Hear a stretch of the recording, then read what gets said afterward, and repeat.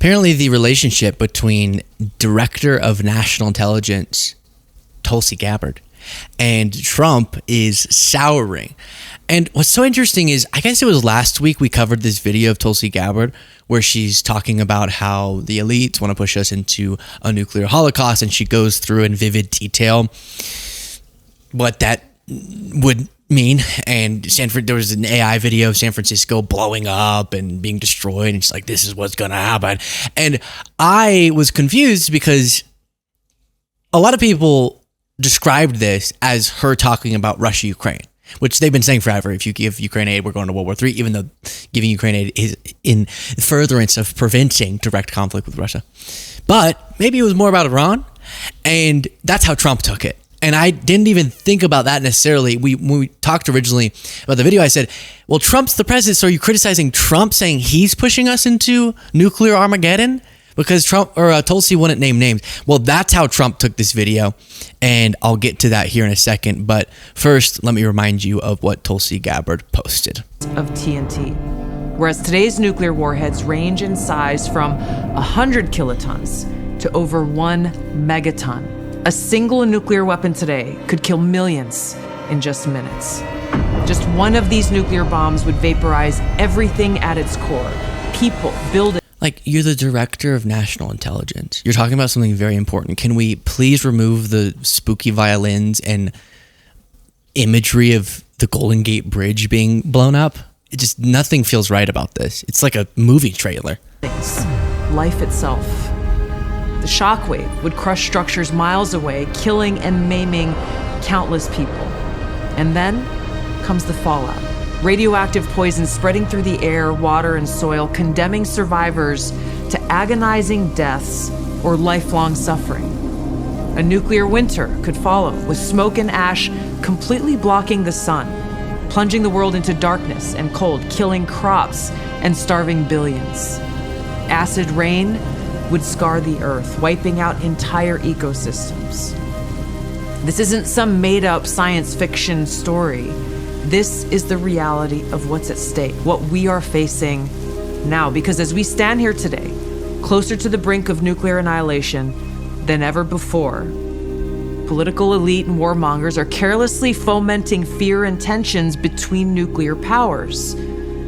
Perhaps it's because they are confident that they will have access to nuclear shelters for themselves and for their families that regular people won't have access to. So it's up to us, the people, to speak up and demand an end to this madness. We must reject this path to nuclear war and work toward a world where no one has to live in fear of a nuclear holocaust. Yeah, so true, you know? Just yes. I agree. But why did she not give any specifics? How? Who? Like, what? Who are you talking about? Well, Trump thought she was talking about him, even though she works for him. So us being closer than ever to nuclear holocaust, Tulsi, you're the one who convinced, you were the Democrat who went, I'm a Democrat, but now I can't be a Democrat. I'm an independent. And then like everyone predicted, and now I'm MAGA. I'm a Republican. I love Trump. And all of that, a big part of it was wokeness went out of control. We don't even know pronouns. So many pronouns, and drag queens, they got pronouns. Their pronouns are dog, their pronouns. So that was a part of it. But a big part was you were saying that Biden was pushing us towards World War III. But now you're saying Trump has, well, you won't say it directly, but you're saying the circumstances we're now in, where Trump is president, have brought us closer to World War III than ever. But you wouldn't name him. He got the message. Before looking at his response, please do click the subscribe button if you appreciate the show. It's free. And then there is membership. So if you're thinking, do the free option for now as sort of a soft launch, but then you want a full launch, click the join button. And that's where it really gets crazy. But The Independent has reported this. Trump is losing confidence in Director of National Intelligence Tulsi Gabbard as he mulls removing her entire office. So not just throwing out the baby, but the bathwater. Excuse me.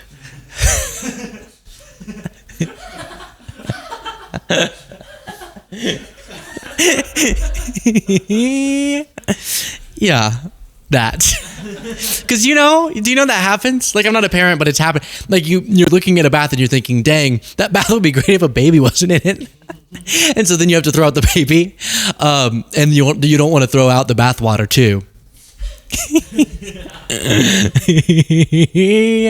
As he weighs joining Israel's war against Iran, President Donald Trump reportedly finds himself at odds with Director of National Intelligence Tulsi Gabbard, with one White House official saying that he has just been kind of down on her in general. Gabbard's decision to post a 3-minute video made him incensed in the early hours of June 10th, where she said, as you saw, the political elite and warmongers are carelessly fomenting fear and tensions between nuclear powers, placing the world on the brink of nuclear annihilation. Ooh. Trump is said to have been angered by the video, accusing Gabbard of going off message and rebuking her for it in person. Ooh, there was an in-person confrontation. I don't think Trump dislikes Tulsi as a person, but certainly the video made him not super hot on her, and he doesn't like it when people are off message. They added that many took that video as trying to correct the administration's position. So he doesn't think she's hot anymore, I guess. The president's souring on Gabbard emerged in public view on Tuesday when he said, "I don't care what Tulsi says." And that's what I'll remind you of here. But really interesting, it's not just MAGA pundits who are being divided over this issue of us, I don't know if inching is the right word, but running towards war with Iran, but it's also within the administration. Here's the contradiction of Tulsi saying in March one thing and Trump contradicting it now. The IC continues to assess that Iran is not building a nuclear weapon, and Supreme Leader Khamenei has not authorized the nuclear weapons program that he suspended in 2003. How close do you personally think that they were to getting one? Because Tulsi Gabbard testified in March that the intelligence community said Iran wasn't building a nuclear weapon. I don't care what she said. I think they were very close to having one. Now, of course, as always, the response from the White House is, oh, the fake news media is trying to stoke division between Trump and his officials. And it's just sort of, I've never seen a movement give less responsibility and agency to their leader than MAGA does. It's never Trump's doing, even when he's the one who goes, I don't care what Tulsi says. That's still the fake news is doing. Now, Alabama, right? Alabama Senator Katie Britt, who you might remember from the State of the Union response. Mr. President, stop this now. I am an American. That's kind of my best impression. I'll show you the clips in a second. But she went on CNN and said and it's been interesting to see different Republicans when they get asked, are you with Tulsi or Trump? Because it's kind of one or the other on this, even if Tulsi's saying, no, I'm actually in line with Trump. Or are you with Tucker or Ted? You know, like there's a little bit of a line being drawn. And Katie says she's with Trump. Not sure how well you could hear that, but he basically said, I don't care what Tulsi Gabbard said. I think the Iranians are very close to having a nuclear weapons program. So which is it? Look, I trust President Trump. He is our commander-in-chief. He is the one that will make this decision. He both created and leads the America First policy, the America First movement. He understands about keeping us safe both here and abroad. I trust his instincts and certainly stand with the president. So you think the intelligence community assessment that Tulsi Gabbard shared, Director of National Intelligence Gabbard shared, was inaccurate? Well, Jake, how do you... I just think that Trump has all the... You remember on the White House lawn, Trump got asked, do you have any intelligence about Iran, meaning information? And he said, yes, I have lots of intelligence. I'm very intelligent. Reconcile it. What I think is, under no circumstances should Iran be enriching uranium. I mean, we know that they are an untrustworthy adversary, if I may. And yeah, true. It's how we go about responding to that. That's the debate. But she kind of a little trouble there. I feel kind of bad, to be honest. She just made one mistake. One. And now no one's ever going to remember her for anything. Do you boys remember Katie Britt's State of the Union response? I think this was before the producer's time, which is always fun, right? Because all of you maybe have seen this, but our young producers have not. So untarnished by this dark world.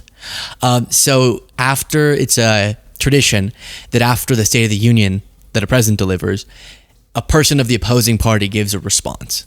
And Katie Britt was selected to give that response. And it was the creepiest response anyone's ever seen in the history of the country. And so now you can tell in an interview she tries to really tone it down because she was made fun of so much.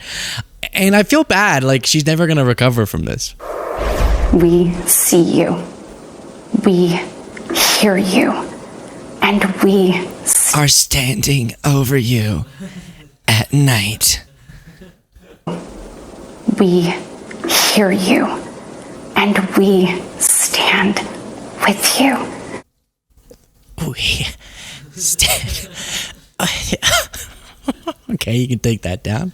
What the hell was that? It's a good question, but it doesn't stop there. She did this thing where she would go, we see, we, and then would do a radical switch, we, Mr. President, and would like change her mood all of a sudden. Mr. President, enough is enough. Innocent Americans are dying, and you only have yourself to blame. Fulfill your oath of office, reverse your policies, end this crisis, and stop the suffering. So that's another taste of it. And then this. I have imagined what my story would entail. To think about. I forgot about this. To think.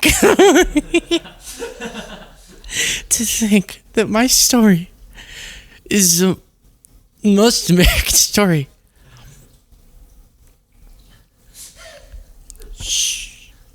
Shh. Shh.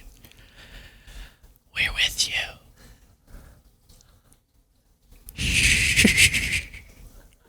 I have imagined what my story would entail.